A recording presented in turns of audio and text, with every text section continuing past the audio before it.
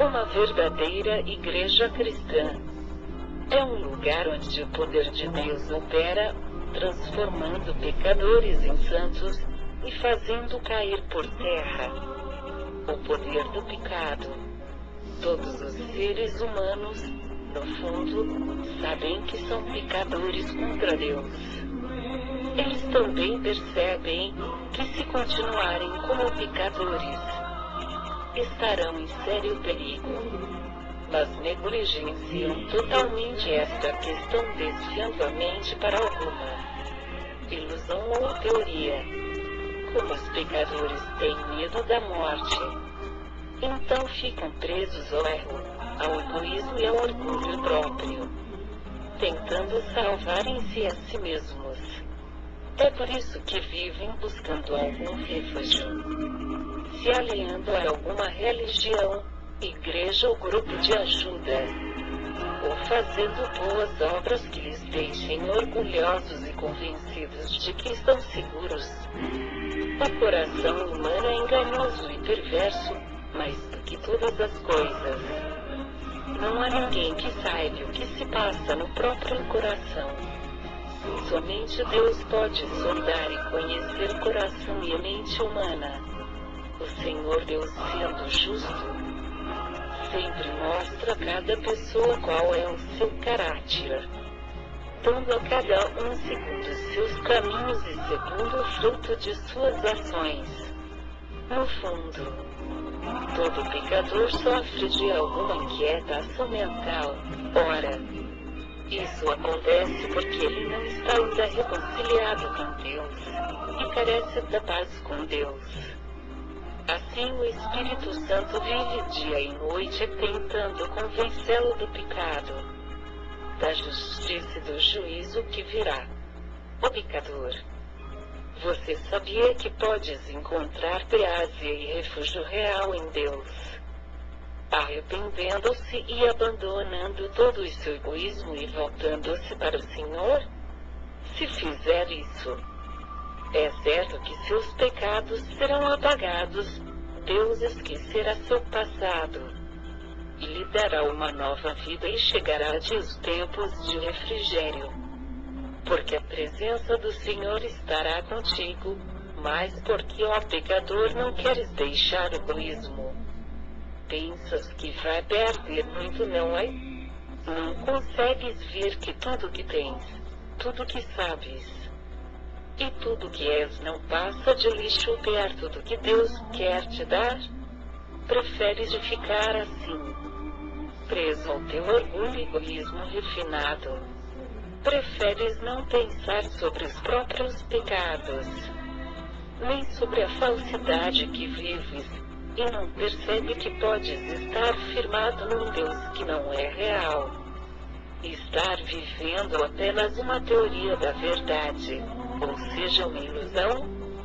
Você sabia que Deus falou que é possível uma pessoa ganhar o mundo todo e se perder para sempre? É possível, inclusive, levar multidões a Cristo e ainda assim perder sua própria alma.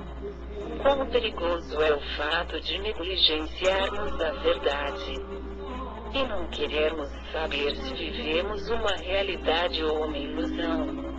Um pecador ainda não conhece a realidade do amor de Deus em sua absoluta perfeição e santidade. O pecador vive a satisfazer a própria vontade, dando as costas para o Deus real, ou se auto-enganando, fazendo tudo para que de alguma forma Deus seja favorável a ele. Com toda esta situação, a realidade é que não há outra saída para os pecadores que não querem se consertar, a não ser amparar-se em algum falso refúgio. No entanto, é óbvio que a pessoa é seduzida por uma mentira não vê isto como mentira, mas como verdade. Está convencida de que achou um refúgio seguro.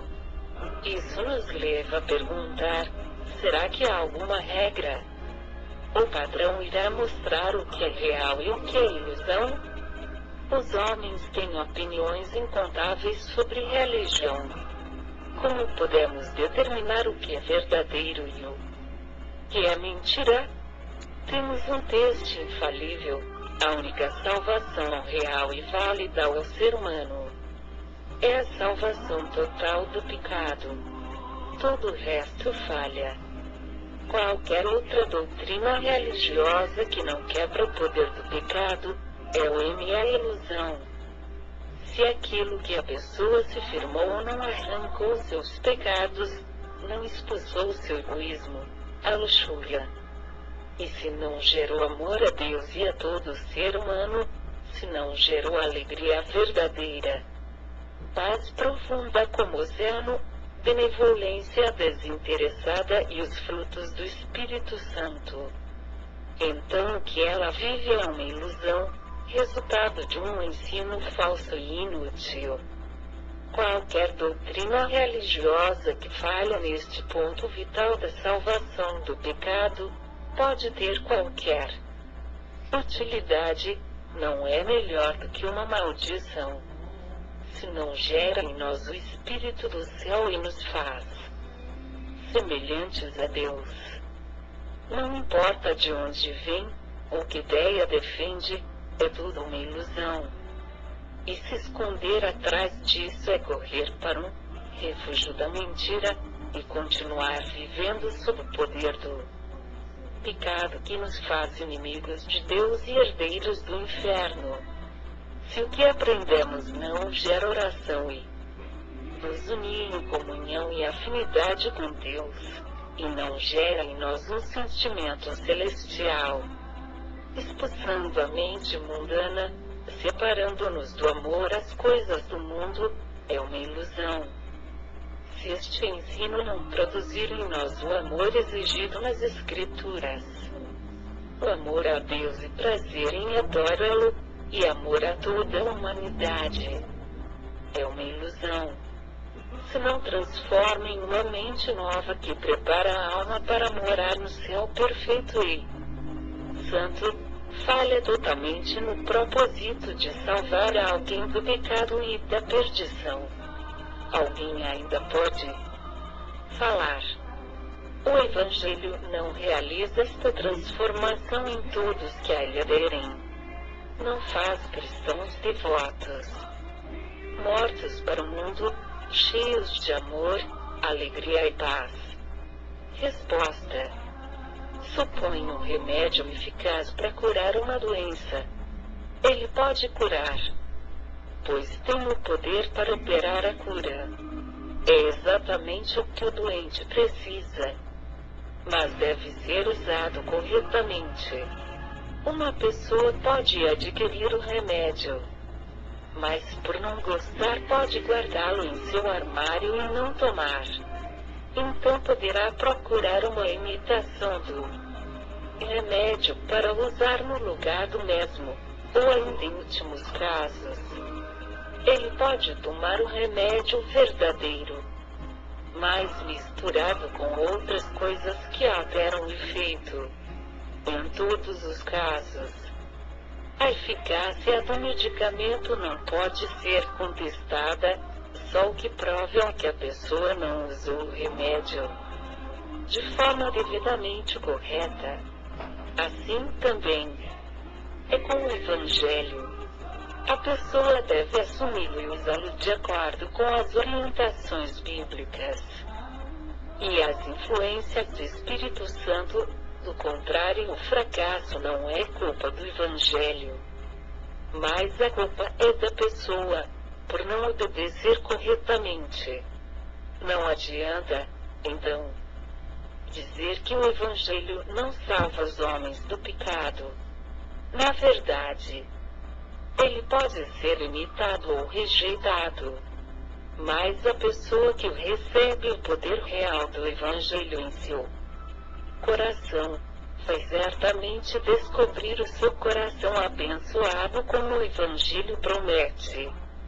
Milhões de tais casos comprovam isto na fase da história do mundo.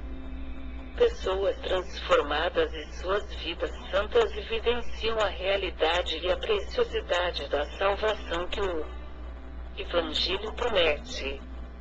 Louvado seja Deus. Amém.